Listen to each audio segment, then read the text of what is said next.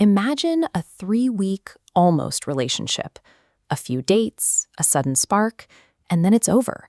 Yet years later, that brief encounter remains frozen in your mind.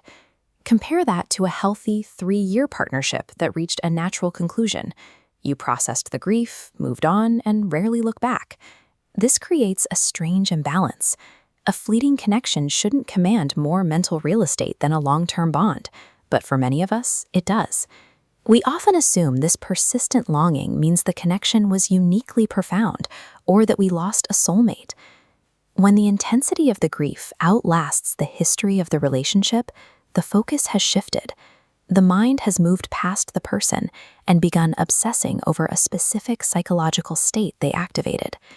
Therapist Esther Perel provides a framework for this through the distinction between love and desire. Love thrives on certainty. It looks for security, closeness, and the comfort of a known ending. Desire operates on a different logic. It survives on anticipation and the unknown, requiring distance and imagination to stay active.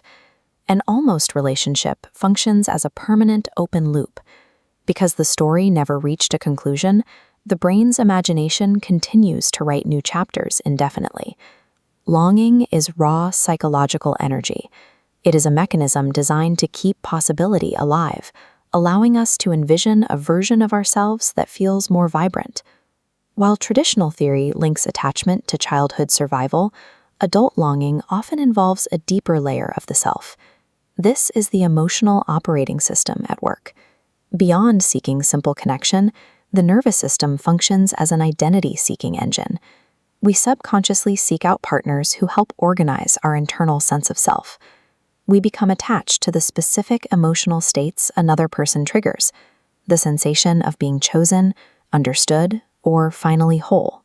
The person you can't forget is actually a placeholder in an unfinished psychological equation. It often looks like this: if I am chosen by them, then I will finally feel important.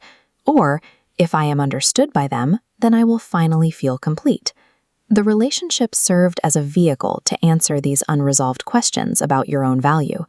The pain of the loss is proportional to the size of the imagined future self you were building through that person. Since your sense of the qualities you sought in them, that sense of aliveness or worth, already exist as possibilities within your own life.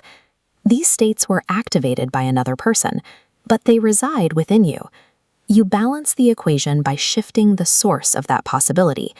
The energy of what could have been returns home when you realize you are the one holding the potential. Once desire is no longer a search for completion, it becomes a tool for self-discovery.